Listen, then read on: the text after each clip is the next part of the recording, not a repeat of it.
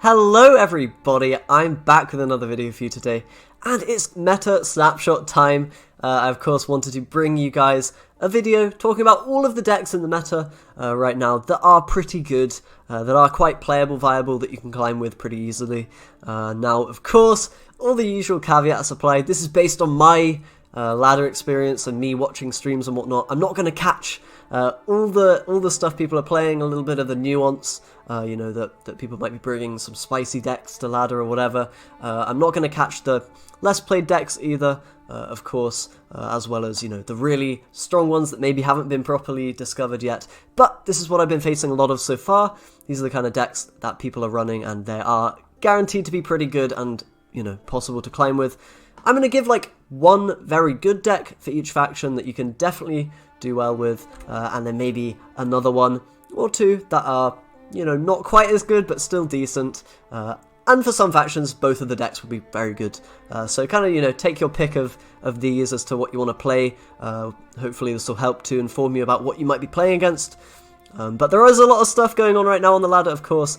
As, you know, the meta is fresh, new, we've had an expansion, people are still discovering new things, so no doubt some stuff will change in the coming days, weeks. I will, of course, you know, bring out another meta snapshot if things change enough to warrant that. Anyway, let's jump right into the different decks we've got. We'll start with Skellige, and Skellige right now, pretty strong faction, I would say right at the moment.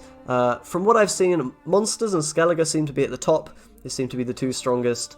Northern Realms seems to be quite good as well.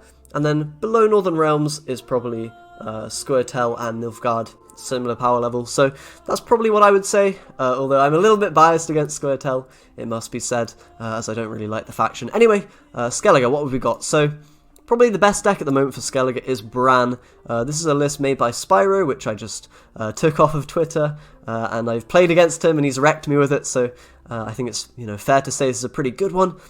And what is it? Well, it's pretty much discard from the previous patch before the expansion, with quite a few added tools that we've got from Crimson Curse, particularly Canute is one of those, and the kind of auto-include neutrals of Bloodlust and Gregoire. You know, these aren't in every deck, but they are in a fair amount of them, as you'll see today. And of course, I mean, they're very, very good cards. So deck plays pretty similarly to Bran in previous patches. You're just thinning your deck pretty far down, maybe even all the way to 0, depending on how well you draw. And you are able to, you know, do some fancy combos, Coral discarding specials. I'm sure you've seen it at this point, the skirmishes with Burner, etc. With this version, you're going to rely on kind of getting the tallest unit with Jutta, Caldwell, Olaf, Canute, kind of a synergy going on there, Canute with Olaf to buff him up high, and you're going to use the highest unit to get value on the Caldwell and to control dominance against monsters and whatnot. You know, you've got some very nice finisher power with Hjalmar, the neutrals and whatnot. You can experiment with golds here, maybe you can take out Canute and Olaf if you're feeling like it, and play Harold and something else. Maybe the totem, Svalbard totem or something. Kind of up to you what you do with some of these golds, but this is a pretty standard type of Bran list. There is Bran Shoop around as well, which is also playable, although I'd say it's a little bit weaker than this kind of version. Just a very solid list, this one. A lot of tempo, some removal value, and very, very good finishers. So check it out if you want. Alright, next deck. And for Skellige, you can play Svalbard as another, you know, leader if you want to. Probably, you know, a fair bit weaker than Bran, but he's, you know, shining in a couple of matchups, specifically when they don't have a lot of tool removal for your finishers. Things like Vildkarl with Heim, very, very nice combo with that leader.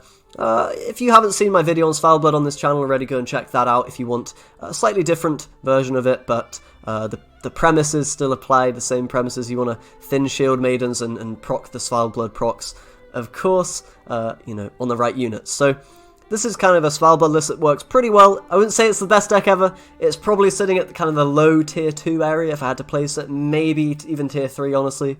But, you know, it's decent. It gets the job done against some matchups. You're going to have a hard time. That is just the way of it.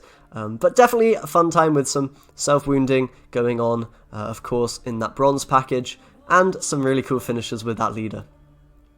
Alright, what do we have next? We're going to jump into Northern Realms. So right now, a couple of options for Northern Realms. I've also seen Adder being played.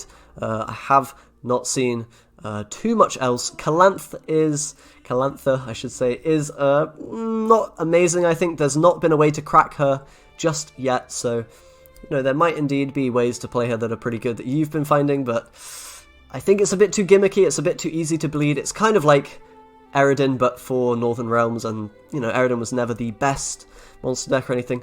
Anyway, we've got Henselt, and I've been crushing the ladder with this recently. It's a pretty good deck. Let me just refresh the whatever, so we can see all the cards in their glory. Pretty strong deck, honestly. Tailbot, I know, is also running a similar version, a little bit different, but very similar. The idea is to run row punish very heavily with reinforced trebuchets, stopping them playing onto the ranged row. You then have lacerate as a kind of finisher after they've row stacked melee, and you can fill up that ranged row with both Willem and Vernon Roach. You could think about swapping Willem for Sabrina. That is an okay inclusion that you can go with. You could also try throwing Regis in this deck if you want to go really heavy on the row punish. Experiment a little bit with the bronzes as well if you feel like it. You can maybe play Cavalry, Lyrian Cavalry, and other cards here, but I've been really enjoying this package of both bronzes and golds, and I think this might be the best deck that Northern Realms has to offer, or at least some variation on Henselt. It seems to be a little bit more resistant to removal than your typical kind of Meve deck from past patches, and it has the finisher value of Henselt, which is lovely, combined with an engine. Getting 2 engines on the board is very, very powerful in round 3, as you probably know from playing its Dana, which we'll talk about in a minute. But yeah, all around a solid deck. Has quite a bit of thinning through the Roach and the Willem, which is the one thing that Northern Realms is lacking at the moment more than other factions. You have Roach in there to help with that as well. Could consider cutting him, though. It's not the biggest deal. I do like the tempo, though, and whatnot. Anyway, that is Henselt. I think probably the best Northern Realms has to offer, although we'll talk about Meve now, which I haven't played too much of, I won't lie. But Hubert Meve should still be quite okay. You can still, of course, throw down a bunch of engines. You got a few pretty good cards for this deck, namely Prince Anses with the expansion is a very, very good card. You can synergize him potentially with Rune Word or other shield givers if you want to try them out. Sintry and Artificer, whatever. Rune Word also working with Selkirk, of course. The idea with this deck is pretty straightforward. You just spam engines as you used to do, and you play a Hubert in round 3, which gets massively boosted by these kind of damaging effects you have. Don't have Sabrina in this list, that might be an oversight. You can definitely chuck that in if you're feeling it. I don't really like it in Meve because it quite often bricks, potentially, and can be answered, a bit clunky in the hand, but you can run that one if you want. You can definitely also run the Trebuchets and Lacerate package if you'd rather go for that over Commandos, or Rune Word, or whatever in these bronzes. Totally up to you, but this is kind of just a engine spam again from Meve as we're used to, with that Hubert finisher. Don't think this is particularly strong. I would say Henselt's pretty much a fair deal better than this if you want to win with Northern Realms, but Meve is definitely a playable deck. I wouldn't say it's complete garbage, so, take that information and use it, I suppose. Alright. So next up we have Monsters, probably one of the other, top 2 factions, maybe top 3, but it's hard to tell. Not many people are playing Monsters after the Detlef nerf, against me anyway, which I guess is a good thing. But I would say Gurnakora and Woodland are both pretty equally strong in their own ways. We'll start with Gurnakora. Very, very good deck, of course. You use the fruits from the passive to get value throughout the game. You use Griffins to really, gain the value on those little fruits as soon as they spawn. You have Cyclopses as well to synergize with them. The rest of the deck is just going to be kind of a big unit package with a lot of thriving units, some big guys, Osrel and Ghoul, etc. to gain value from the big dudes that you have in the graveyard. Crones, of course, in Monsters, and yeah, just thriving units all around. Not really going to be a bad deck, unless you're maybe running into, I don't know, a lot of tool removal and whatnot. I'll say Gurnakora is still pretty good, but Woodland as well is an option if you want to have a bit of a bigger finisher, but less value, throughout the game, and a little bit less value potentially in certain rounds where you don't have Gurnakora's passive. Either way, you get to run more big dudes, which is definitely nice. Old Spear Tip, of course, you can throw in there, along with a bit more control as you have more provisions. You can play Dorogare, you can play Parasite. Of course, you can experiment with these as well, maybe play Nithrol if you're running into artifacts, etc. Maybe play different, 5 drops, 4 drops, whatever you feel like. Neckers are a possible inclusion here, and you can maybe try running Geralt, you can try running Regis, the Regis Bloodlust.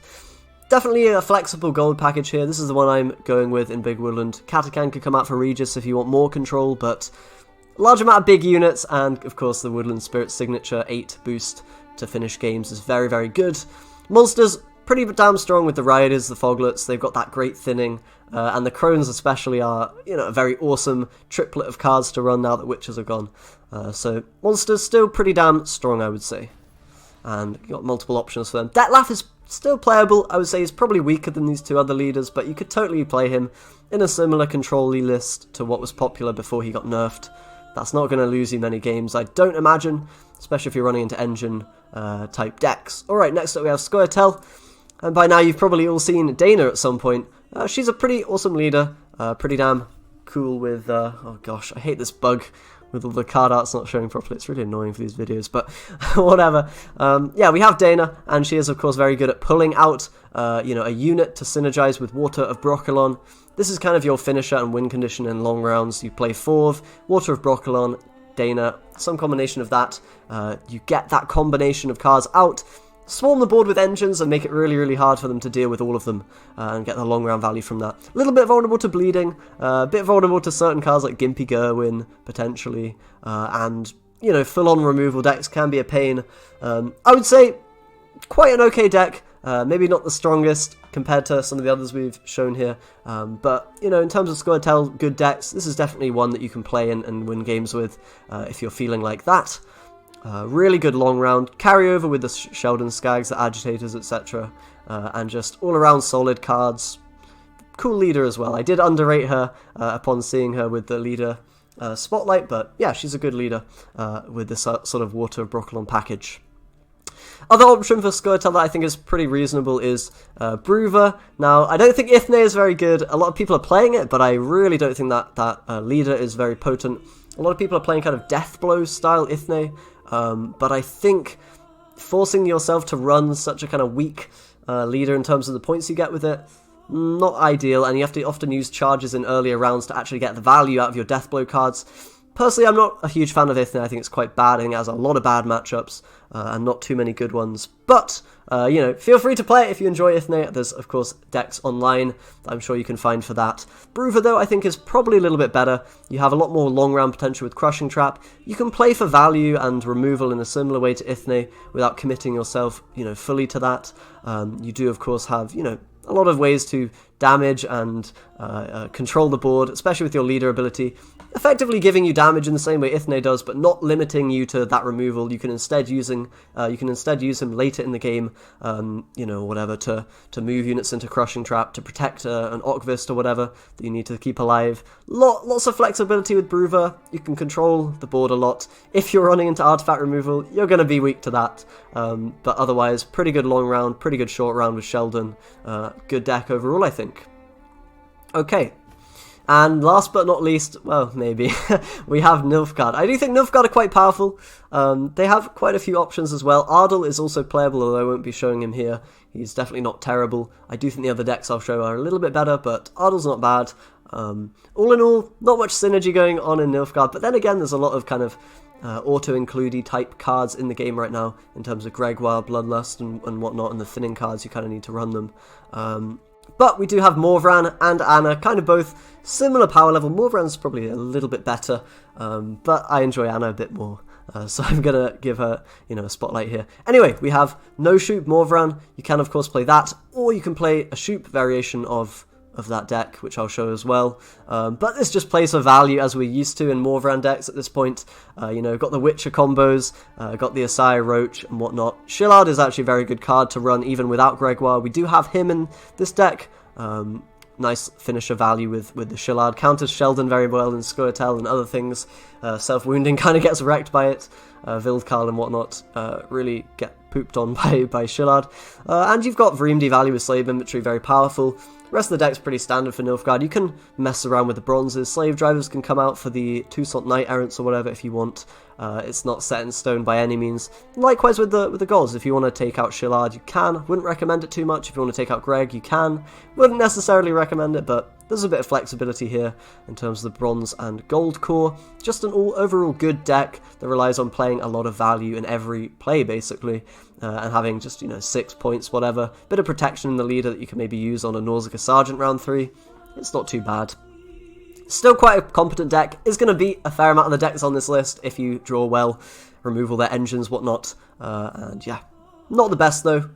We'll leave that to Skellige and monsters, I think, and maybe even Northern Realms. Alright, so we have the Shoop variation as well of this deck. Let's show that right now. Pretty straightforward. You're just using Shoop instead of no Shoop. Payoff is maybe there. You, of course, don't have to run the exact bronzes here. You can definitely play around with those yourself, see which ones you prefer, which ones you would rather play. But, you know, there were quite a few decent bronzes added with the expansion. You've got the Cutthroat, the Scholar, the Knight Errant, which all are kind of playable in a Shoop deck. You don't feel so bad running, you know, a 5 for 4 as you would maybe a Wolf Pack or whatever, if you're forced to play that, which you aren't here. Shoop, pretty okay. Is it better than normal Morvaran? I honestly don't know. I haven't played both of them enough, but I think it's pretty competent. You can definitely get a good Nilfgaard score with this on Pro Ladder. You can climb with this on normal ladder. If you are a Shoop fan, then rejoice because he's still playable. Probably in more decks than Morvaran. You know, you've got Brand Shoop as well, and maybe even other things. And yeah, whatever. Pretty good deck overall. Same thing, playing for value with that nice Shoop finisher instead of Gregoire and other cards that you might otherwise run. Alright, and we also have Anna Henrietta, a deck that I've been playing and have a YouTube video of on the channel. If you want to check it out, you can.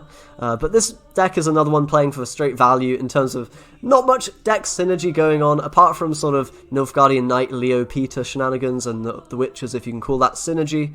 Otherwise, just a lot of big point plays in things like Vivienne, Shillard, the Regis, the Gregoire, all really solid in around 3. And you have a lot of removal in the locks and the damage from slave drivers, from your witches and whatever. All that stuff combined means you can handle all of the engine decks around pretty nicely. Of course, your leader with Anna is very powerful. Potentially, if you're bleeding, you can get great information on whether to continue or not. If you're, you know, in round 3, you can play around the cards they have at the end of the round or whatever. Very strong leader, in my opinion. Maybe not quite up to the level of Morvaran, but it's definitely a playable one, and I've been having a lot of fun with Anna. Worth mentioning, Emir is also a leader that I've seen people playing or heard about people playing. I haven't found a list to make him work, but I'm sure you can. You could play Vivienne Zoltan shenanigans with that. You could maybe go for Poison and replaying Fangs of the Empire or stuff. Not sure how competitive it is, but that is another option there available to you. Of course, as usual, I'm not going to be able to show every deck. I'm just one person. I can't you know, describe the entire meta, but hopefully this gives you a pretty good idea of some of the playable decks, what you might be facing against, you know, certain opponents, and what I think are the particularly strong ones for each faction. That'll do this meta snapshot, this Scuffed meta snapshot. If you would like more, of course, let me know. I will, you know, plan to do more of these in the future, and certainly when the meta is shaken up a little bit. Anyway, thanks a lot for watching, guys. Do subscribe if you would like more Gwent content, of course, and I will see you next time.